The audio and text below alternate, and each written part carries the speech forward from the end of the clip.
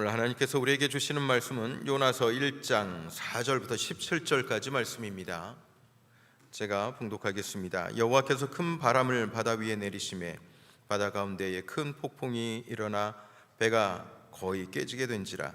사공들이 두려워하여 각각 자기의 신을 부르고 또 배를 가볍게 하려고 그 가운데 물건들을 바다에 던지니라.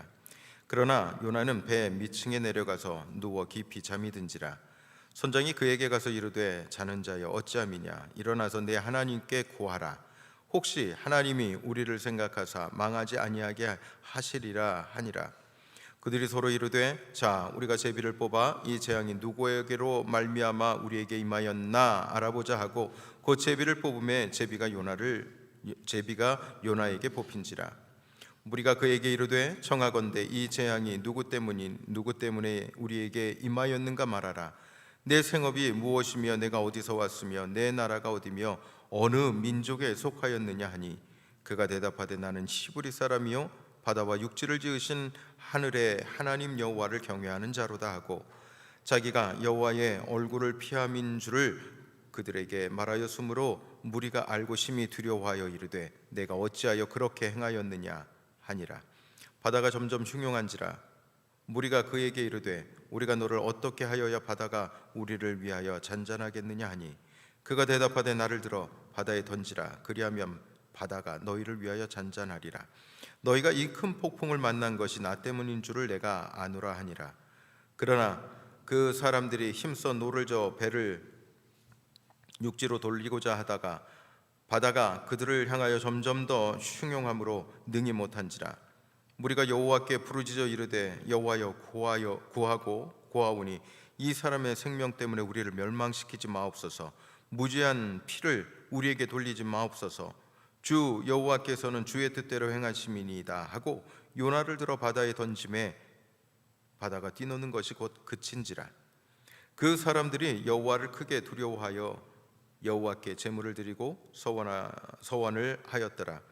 여호와께서 이미 큰 물고기를 예비하사 요나를 삼키게 하셨으므로 요나가 밤낮 3일을 물고기 뱃속에 있으니라. 아멘. 할렐루야. 주 예수 그리스도로부터 오는 은혜와 평강이 오늘 이 아침에도 여러분과 여러분의 가정과 또 여러분께 속한 삶의 모든 지경들 가운데 풍성히 차고 넘치게 되시기를 축복합니다. 오늘은 어버이 주일입니다. 어버이 주일인데 어버이 주일에 맞는 설교를 준비를 하고 그리고 말씀을 전해야 된다 그렇게 마음을 가지면서도 우리 교회는 다 어버이들이시지 이런 마음에 또 설교의 방향을 바꿔서 오늘은 다른 주제의 설교들을 이렇게 준비하게 됐는데 제 나이 올해 54입니다. 많이 먹었죠? 기억해 봐주세요. 54입니다. 저희 아버지가 54이실 때 1998년 제 나이 27이었습니다. 그런 생각을 했습니다. 아버지는 50살이 훨씬 넘으셨으니까 이제 나같이 이런 젊은 사람들의 마음을 또 젊은 사람들의 그 뭔가 하고 싶은 이런 욕심들을 다 내려놓으셨겠지 이런 생각을 했던 것 같은 기억입니다. 근데 54살 돼 보니까 아버지 마음이 그러지 않았구나 라고 하는 걸 느끼게 됩니다. 이게 철이 드는 게 아닌가라고 하는 생각을 해보게 돼요. 우리 교회 최고연장자로 우리 원로 목사님 계시는데 마음이 왜 도전하고 싶은 생각이 없고 하고 싶은 일들이 왜 없으시겠습니까? 혹시라도 내가 실수할까? 혹시라도 내 몸이 마음대로 나를 따라주지 않을까라고 하는 걱정 때문에 조금 주저하시는 것이지 그 마음만큼은 여전히 푸르를 청청 할 수 있구나 라고 하는 것을 이제야 좀 깨닫게 됩니다. 우리 부모님들, 우리 어르신들, 우리 성도님들 너무 이렇게 연세가 드시기는 했지만 여러분들의 그 마음을 주님께서 아시고 여러분들께서 젊은 사람들이 할 수 있는 일들은 지금은 몸이 따라주지 못해서 할 수는 없지만, 그러나 그 마음에 그럼에도 하나님을 믿고 도전하고자 하는 그 모든 일들에 힘을 주셔서 그럼에도 감당하게 하시는 은혜를 힘입는 여러분 모두가 되었으면 좋겠습니다. 그래서 말씀 준비하면서 오늘 어버이 주일이다라고 하는 걸 기억하면서 부모님 생각에 참 눈시울이 많이 붉어졌던 지난 한 주의 시간이었습니다. 두 분이 다 돌아가시고 났더니, 그리고 그분들이 지나왔던 그 나이대, 그 연세의 그 때가 제가 한 걸음 한 걸음 그 나이대에 들어가 보니까 마음이 더 짠해지고, 그리고 부끄럽고 죄송한 마음들만 더 이렇게 마음에 자꾸 쌓이는 이런 시간들을 살게 됩니다. 특별히 우리 아직 부모님이 생존해 계시는 분들은 오늘 부모님 기억해서 그 부모님의 마음은 여전합니다. 갈렙이 85세가 돼서도 내 마음은 여전합니다. 40대와 지금 85세, 지금과 별반 다를 바 없습니다 했던 그 마음이 여러분 진짜였던 거예요. 여러분 마음 그렇잖아요, 그죠? 유정대 장로님 아직 마음 그러시잖아요. 우리 심희진 장로님도 그러실 거고요. 우리 유준 집사님도 그러시고요. 우리 박준철 목사님은 어떠십니까? 우리 자녀된 이들은 나보다 어쩌면 더 뜨거울 수 있는 우리 부모님들의 그 마음속 그 하나님을 향한, 혹은 여전히 사명으로 막 뜨겁게 불타오르는 그 부모님들의 마음을 최대한 이해하고 받으셔서 거기에 좀 열렬히 응원해 주실 수 있었으면 좋겠습니다. 우리 아이린 자매가 그랬으면 좋겠어요. 할렐루야. 그냥 갑자기 부모님 생각나서 이제 말씀을 드렸고요. 여러분들을 그러므로 응원합니다. 하나님의 교회에서 여러분들이 못하실 일이 무엇이 있겠습니까? 믿음 안에서 할 수 있는 여러분들의 열정을 제가 기도하면서 응원하고 그리고 함께 할 수 있도록 하겠습니다. 언제든 또 무엇이든 하시고 싶으실 때 이거 해야 됩니다. 네, 하자고 하는 것만큼 좋은 일 없습니다. 특히 그것이 신앙적인 일이라면 얼마든지 하겠습니다. 기도하면서 함께 달려갈 수 있는, 그래서 지금보다 내일이 더 기대되고, 그리고 주님 만나러 가시는 그 모든 시간들, 그 과정이 정말 이 다음에 주님 만났을 때 어떨까라고 하는 기대가 생길 수 있도록 여러분, 남가주 빌라델비아 교회, 이 교회에 속한 여러분 믿음의 시간들 다 되어지는 하나님의 은혜를 누리게 되시기를 다시 한번 축복합니다.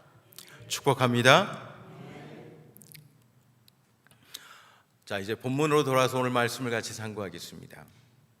우리 인생 살다 보면요, 인생을 바다와 같다라고 말씀하시는 것들을 들었습니다. 평온할 때가 있어요. 그런데 어떨 때는 막 풍랑이 일어서 이러다 큰일 나는 거 아닌가? 이러다 죽는 거 아닌가? 이런 위기가 우리 가운데 주어질 때도 있어요. 인생에서 풍랑이라고 하면 여러분 어떤 시간들이 있을까요? 어떤 분들에게는 질병이 있을 수 있고요, 어떤 분들에게는 가장 사랑하는 사람과의 이별이 될 수도 있을 겁니다. 또 가장 믿었던 사람으로부터의 배신도, 또 그리고 승승장구하다가 어느 날 실패해서, 그래서 그 어려움으로 풍랑을 경험하고 그리고 그 어려움을 이야기할 때가 있을 겁니다. 이것은 우리가 경험하지 말아야지 라고 한다고 해서 우리에게 오지 않는 것들이 아닙니다. 손님과도 같아서 때때로 시간이 되면 그 채워지는 시간들이 되면 우리에게 어김없이 찾아와서 우리의 마음을 어렵게 만들기도 하는 것들이다라고 생각을 합니다. 근데 왜 하필 하나님은 풍랑을 이 땅에 남겨놓으셔서 그럼에도 믿음으로 살려고 몸부림치는 성도된 우리를 이렇게 아프게 하실까? 우리 수도 없이 많이 듣지 않았습니까? 풍랑, 고난, 어려움, 이것들을 통해서 하나님은 하나님의 사람들을 더 빛나게 만들어가고 계시다라고 하는 것. 우리 알면서도 그 풍랑 앞에 서게 되면 왠지 씁쓸해집니다. 속상해집니다. 오늘 요나서의 이 말씀에서도 우리가 볼 수 있듯이 여러분, 요나가 겪는 이 고난, 이 풍랑 앞에서 여러분, 이 요나가 얼마나 마음의 어려움을 가졌을까? 그리고 이 말씀을 보는 우리는 또 얼마나 불편함을 이 말씀을 통해서 느끼고 있는가? 그런데요,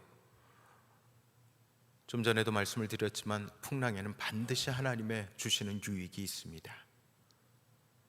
여러분, 이것을 믿으시고요, 오늘 말씀을 함께 상고할 때 오늘 말씀을 통해서 주시는 풍랑의 유익 3가지를 꼭 여러분 중심, 이 신비, 마음의 비석 가운데 새기고 돌아가실 수 있게 되기를 바랍니다. 첫 번째로, 하나님의 풍랑은 나를 보게 한다 라고 믿습니다. 그러니까 내 본질이 무엇인가라고 하는 것을 깨닫게 하는 능력이 있다라고 보여져요. 창세기 32장에 보면 야곱이 등장을 합니다. 아시겠지만 야곱은 평생 자기 힘, 자기 꾀를 가지고 살았던 사람입니다.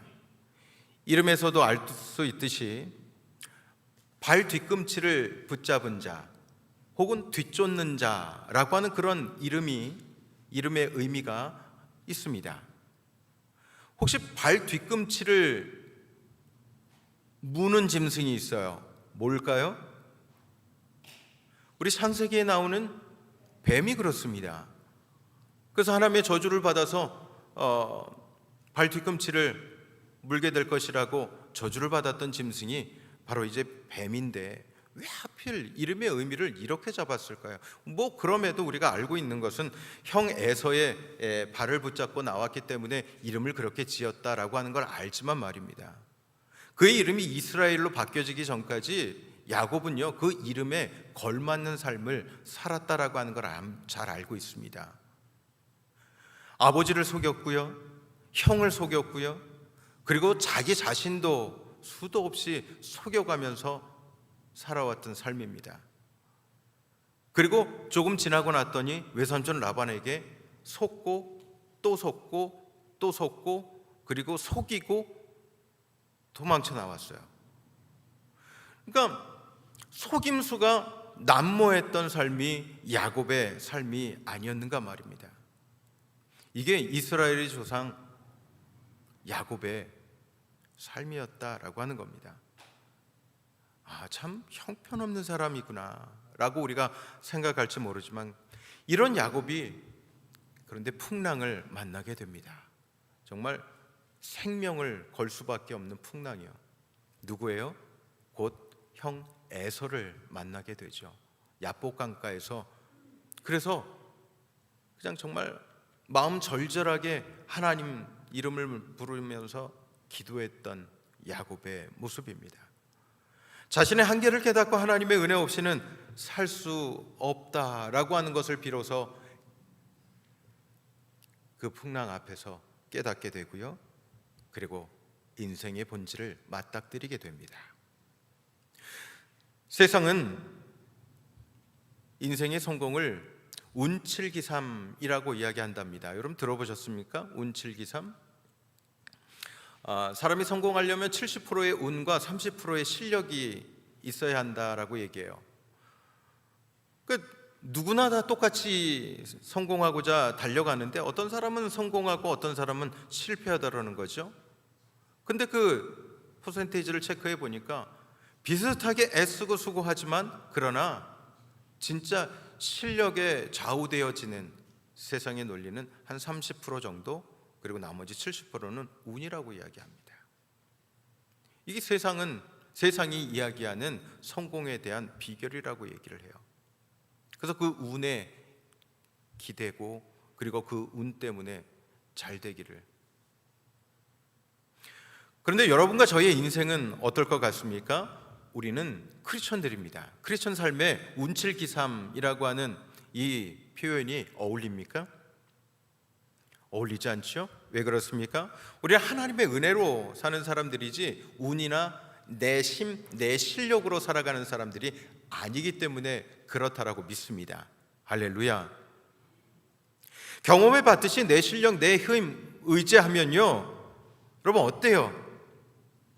어려움 겪을 때마다 탈진하고 지쳐요. 그리고 그럴 때마다 탈진하고 지치는 것이 반복되면 어느 순간 절망하게 되기도 합니다. 그런데요, 은혜로 살면 어떻습니까? 은혜로 살면 인생이 달라지게 되는데 왜 그런가 살펴보니까 성공의 그 결과에 대한 기대가 바뀌기 때문에 그렇다라고 하는 것을 말씀을 통해 깨닫습니다. 부해도 가난해도 잘돼도 안돼도 높아져도 낮아져도 바울처럼 일체자족하는 그 자족을 배우고 깨닫게 되더라라고 하는 거죠. 저는 여러분들이 하나님의 은혜를 통해서 일체자족하는 비결을 배우고 깨닫게 되시는 은혜가 있기를 축복합니다. 바울이 1차 전도 여행 때 얼마나 뜨거웠던 사람인지 여러분 잘 아시죠? 마가 때문에 여러분 마음이 심하게 상합니다. 마상이요. 상처받았대요. 왜 그렇습니까? 핍박받는 바울과 바나바를 이 마가가 보고 있다가 무서워서 예루살렘으로 그냥 혼자서 도망쳐 갑니다. 근데 여러분 한번 생각해 볼까요? 이 마가가 바나바의 생질이에요. 조카예요. 나이가 아무래도 좀 어렸겠죠. 근데 그럼에도 참 대단했던 것은 이 삼촌이 야 우리 선교여행 같이 한번 갈까? 정말 우리가 배우고 우리가 깨닫고 우리가 이 누리고 있는 하나님의 은혜를 나가서 좀 전해볼까? 그랬더니 이 조카가 예 삼촌 뜻대로 하겠습니다 하고 그리고 전도여행 간 거 아닙니까? 여러분 그 마음에 아니 배신해야지 이런 마음이 있었겠어요? 그 마음에 혼자 도망쳐 와야지 그런 마음이 있었겠어요? 없었을 겁니다. 근데 그럼에도 그런 결과가 일어난 것은 아직 믿음이 연약했고 아직 그가 덜 성숙했다라고 하는 것을 본다면 그러면 돌아와서 바울이 얼마나 무서웠냐 힘들었지 우리 하나님 앞에 더 기도하자 다음에 나갈 땐 더 담대한 마음으로 우리가 이 일들 이 사역을 할 수 있도록 우리 같이 나가자 그랬으면 얼마나 좋았을까요? 돌아오자마자 불같이 화냈죠. 이 배신자야 다시는 너하고 내가 상종도 하지 않을 거다. 그리고 2차 전도여행 나갈 때 여러분 마가와 같이 갈 수 없다고 바나바까지도 관계 단절을 하고 그냥 헤어지지 않았습니까? 물론 하나님께서 이제 바울에게는 신라를 붙여주셔서 또 다른 선교 지경들로 나가게 했지만 바나바는 그렇게 욕을 먹고 야단 맞고 의기소침한 마가를 또 위로했을 거예요. 그리고 그 마가에게 하나님께서 그럼에도 우리에게 사명 주셔서 우리 나가야 되지 않겠니? 우리 갈래? 이번엔 구브로로 가자. 예, 삼촌 한번 또 다시 한번 가보겠습니다. 그리고 구브로로 가서 바나바는 그 구브로에서 순교하고요 마가는요 나중에 베드로의 통역사로 이 사역을 감당을 하다가 알렉산드리아에서 순교를 합니다. 바울을 만났을 때 처음에 마가의 모습이 그랬을지는 몰라도요 하나님께서 그를 세워가고 계셨고 그를 순교자의 신앙으로 또 가문으로 만들어가고 계셨다라고 하는 것을 우리는 말씀을 통해서 깨닫죠. 그래서 그를 통해서 마가복음도 쓰여지게 된 것이고요. 그러므로 우리가 믿음이 연약한 사람들을 만났을 때 때때로 함께 동역하다가 갑자기 사라지거나 갑자기 난 힘들어서 도저히 못하겠다고 그러면 여러분 어떻게 해야 돼요? 또 그런다 그럴 게 아니라 어떻게 해야 돼요? 일로 와, 기도하자. 우리 마음에 그런 마음을 주는 것은 하나님이 주시는 마음이 아니야. 하나님은 우리를 더 단단하게 해서 더 이 일들을 감당하게 하실 성령의 능력을 주시는 분이야.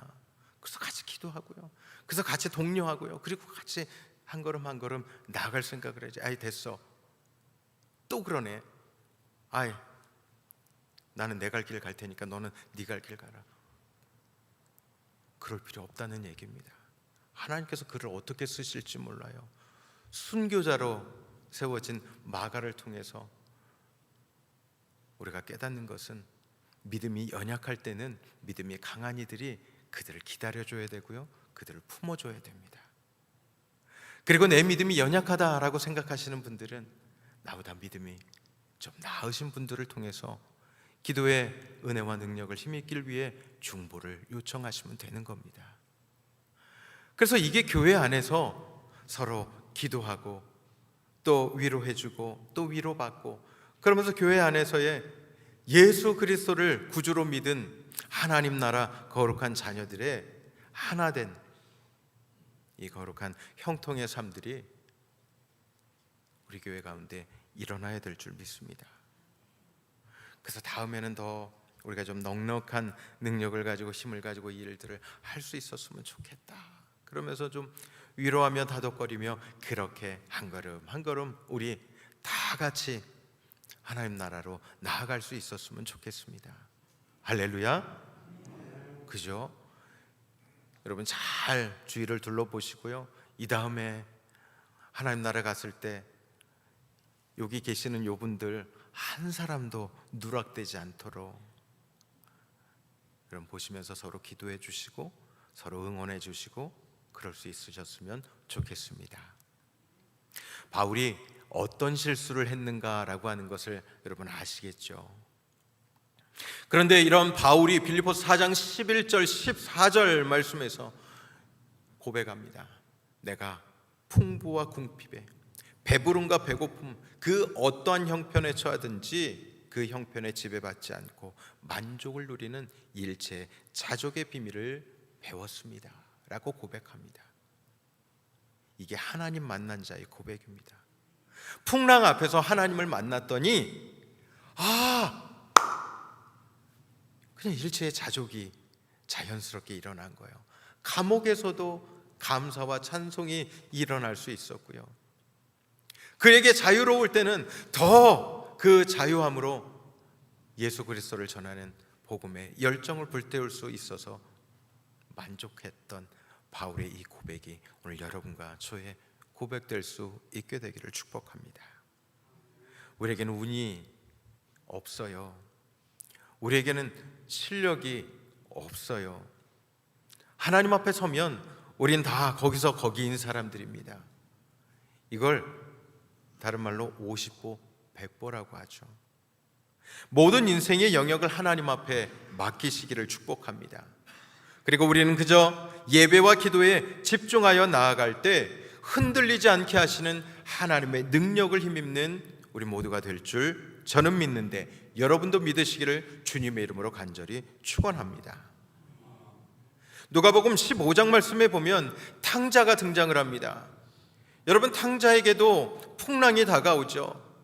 아버지에게 돈을 끌어다 쓸 땐 너무너무 좋았죠. 멀리 여행 가서 혼자 살 땐 너무너무 좋았죠. 그런데 그 돈이 다 탕진되고 그리고 돼지나 먹는 그 쥐염 열매조차도 주는 이가 없을 때 여러분 이 아들이 누구를 기억해요? 아버지를 기억합니다. 여러분 그래서 은혜가 중요한 거예요. 은혜 받은 자는요 풍랑 앞에서 아버지를 기억한다니까요. 하나님을 기억한다니까요. 그냥 대충 믿으니까 어려움 앞에서 주저앉고 무너지고 죽어버려야지 이런 생각하는 거 아닙니까? 아버지를 경험하고 내게 아버지가 있다라고 하는 것을 분명하게 확신하고 그것을 경험한 사람은요 고난 앞에서 그 아버지가 생각납니다. 그래서 그 아버지께 돌아가야지 라고 하는 마음에 든든한 하나님의 부르시는 음성을 듣게 됩니다. 할렐루야. 저는 여러분들이 그랬으면 좋겠어요. 그 17절 말씀에, 그 누가복음 15장 17절 말씀에 보면 스스로 돌이켰다고 그럽니다. 야, 너에겐 아버지가 있잖아. 너에겐 하나님이 계시잖아. 당신에겐 주님이 계시지 않습니까? 이렇게 들은 것이 아니에요. 하나님을 경험한 자의 그 내면 속에 계시는 그 하나님을 스스로 발견하고 하나님이 계시는구나, 주님이 계시는구나 라고 하는 것, 그 본질을 깨닫고 그리고 돌아가더라. 그래서 이에 일어나서 아버지께 돌아가니라 라고 하는 이 말씀으로 마무리되어지는 이 은혜를 여러분 기억하시기를 바랍니다. 내가 누구였어요? 우리 아버지의 아들이요. 비록 나는 품꾼으로 삼아달라고 하고 그리고 가야지 라고 이 둘째 아들은 생각했을지 몰라도 여러분, 관계가 달라질 수 있습니까? 아버지와 아들이요? 아들이 아무리 거렁뱅이가 돼서 아버지를 찾아간들 아버지와 아들의 관계가 달라져요? 주인과 종으로 달라질 수 있습니까? 없습니다. 아들은 그렇게 마음 먹고 죄인의 마음으로 회개하며 그 아버지께 가지만, 그러나 아버지는요, 그 아들이 돌아오기를 기다리며 문 밖에서 이미 문을 열어놓고요 기다리고 있었습니다. 오자마자 뛰어 달려가서 그 아들을 끌어안고요, 그 목에, 그 얼굴에 얼마나 입맞춤을 많이 했는지 몰라요. 그리고 주머니에 꼭꼭 감춰두었던 가락지 하나를 딱 꺼내서 그 아들의 손에 끼워주면서, 잘 왔다 내 아들아, 내가 너를 사랑한다. 네가 돌아왔구나. 내가 너를 위해 얼마나 기도했는지 모른다. 이게 아버지를 기억하는 아들의 모습이고 아버지를 감동시키는 아들의 모습입니다. 저는 여러분들이 이 아들을 꼭 배우셨으면 좋겠어요. 아버지를 어떻게 감동시키는지 여러분, 이 아들을 통해서 지혜를 깨닫게 되시기를 바랍니다. 돌아오면 돼요. 죄 때문에 부끄러워서 못 가요. 지금은 소도 사야 되고 소도 키워야 되고 일도 해야 되고 바빠서 못 가요. 그러나 철이 들면, 철든 자녀들은 부모님의 마음을 이해한다고 하죠. 그 부모님의 마음을 이해하고 깨닫는 순간 그 아버지께 돌아오면 됩니다. 그러면 감동을 드리는 거예요. 힘을 드리는 겁니다. 저는 여러분들이 그런 분들 되었으면 좋겠습니다. 그래서요, 우리 인생에 닥쳐오는 풍랑은 고난이 아니고요, 이게 고난이고 괴로움이면 얼마나 어렵고 힘들겠습니까? 그런데 말씀은 이게 하나님의 은혜라고 말씀합니다. 풍랑이 그러므로 하나님의 은혜다라고 하는 것을 여러분들 기억하고 고백할 수 있는 믿음의 삶들 사실 수 있었으면 좋겠습니다. 시편 119편 67절 말씀에 시편 기자는 이렇게 고백합니다. 내가 고난당하기 전에는 그릇 행하였더니 이제는 말씀대로 살게 되었다. 무슨 말씀입니까? 고난의 테스트를 거치지 않았을 때는 내가 잘 살고 있는 줄 알았다는 거예요. 하나님 없이도 난 얼마든지 잘 살 수 있다라고 생각을 했다라는 거예요. 그런데 고난의 하나님의 이 테스트의 시간을 거치고 나서 보니까, 이 풍랑의 시간을 거치고 나서 보니까 하나님 없이는 나는 할 수 없는 인생이구나. 하나님이 계셔야 되는구나.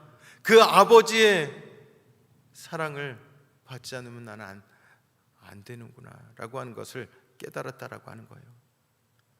그리고 시편 119편 71절에 시편 기자는 이렇게 고백합니다. 그러므로 고난이 유익이라 이로 말미암아 주의 율례를 배우게 되었다. 할렐루야. 고난이, 풍랑이 왜 유익입니까? 주님의 율례를 배우게 되었다고 고백합니다. 하나님의 이 땅을 창조하실 때에 창조의 섭리요, 그 창조의 경륜이요, 하나님의 계획이요, 이것을 비로소 깨닫게 되었다는 겁니다. 고난을 통해서 하나님은 어떻게 우리 인생을 이끌어 가시는가, 그 풍랑을 통해서 어떻게 하나님 사람을 하나님 사람들로 세워가고 인도해 가시는가라고 하는 것을 비로소 배웠다고 그래요. 할렐루야. 멋지지 않습니까? 저는 이 시편 기자의 이 고백이 오늘 여러분과 저의 고백이었으면 좋겠습니다. 탕자의 아버지를 감동시켰던 그 감동의 고백이 오늘 여러분과 저의 고백이었으면 좋겠습니다. 할렐루야. 인생의 풍랑은 피상적인 삶에서 벗어나 삶의 가장 깊은 근본인 하나님을 다시 붙들게 만드는 능력이 된다라고 하는 것을 분명하게 깨닫는 여러분과 저가 되기를 주님의 이름으로 간절히 축원합니다. 축원합니다. 할렐루야. 설교 3분의 1 했습니다. 1, 2, 3인데 지금 1 했습니다. 2와 3은 다음 주에 하도록 하겠습니다. 여러분이 오늘 말씀 잘 기억하셔서 풍랑을 통해서 하나님 주시는 이 유익이, 이 은혜가 지금까지도 은혜로 잘 견디신 여러분들, 지금부터의 하나님 주시는 이 풍랑을 통해 허락하실 은혜를 기대하면서 그 풍랑이 딱 닥쳐지면 하나님 은혜 주시려고 하는구나 하고 딱 준비하고 기도하는 거예요. 같이 엎드리는 겁니다. 세상이 이렇구나, 세상이 지금 풍랑 가운데 있구나, 하나님이 교회의 은혜를 주시려고 하는구나. 얼마 전에 어떤 분이 글을 하나 올렸어요. 한국에는 교회를 문을 닫게 만드는 법이 발의됐고 막 그래서 위기 아닌가 이렇게 말씀을 하시는데, 위기는 위기일 수는 있지만 그러나 우리가 또 생각하는 것은 다르지 않습니까? 하나님이 교회 가운데 이 풍랑을 주시는 이유는 이 풍랑을 통해서 하나님의 은혜를 발견하게 하시기 위해서, 하나님의 교회, 하나님의 전을 채워가시기 위한 하나님의 준비시구나. 우리는 이렇게 또 반전된 생각을 가지고 기도할 수 있는 여러분과 저였으면 좋겠습니다. 기도하겠습니다. 사랑과 은혜가 풍성하신 아버지 하나님, 오늘 선포된 말씀을 통해 우리 인생의 거센 풍랑 속에 담긴 하나님의 선하신 뜻을 깨닫게 하시니 감사합니다. 때때로 우리는 예상치 못한 문제와 고난 앞에서 두려워하고 원망합니다. 요나처럼 영적인 깊은 잠에 빠져 하나님의 하시는 일들을 보지 못하고 내 힘, 내 실력으로 안 되는 일에 좌절하고 절망했던 우리의 시간들이었습니다. 주님, 용서하여 주시옵소서. 우리가 풍랑 가운데서 인생의 참된 본질을 발견할 수 있는 지혜와 명철을 허락하여 주시옵소서. 그래서 그 풍랑 안에 감추어진 생명이 예수 그리스도가 우리 가운데 그럼에도 능력이 됨을 넉넉히 붙잡고 내 힘과 내 지혜를 의지했던 교만 내려놓고 야복 강가에서의 야곱처럼 아버지를 기억하여 다시 돌아온 탕자처럼 오직 하나님의 은혜 없이는 살 수 없는 나임을 고백하며 나의 인생의 본질, 믿음의 사람들 가운데 허락하신 하나님 사람의 본질을 깨닫고 신앙을 회복하는 은혜가 있게 주님 축복하여 주시옵소서. 사랑하는 성도들이 비록 풍랑 중에 있을지라도 합력하여 선을 이루는 하나님의 거룩한 교회가 되어지도록, 저들의 가정과 가문이 되어지도록 승리하도록 이끌어 주실 것을 믿고 감사드리며 우리를 풍랑 속에서 건져내시고 참된 평화를 주시는 예수 그리스도의 이름으로 간절히 기도드리옵나이다. 아멘.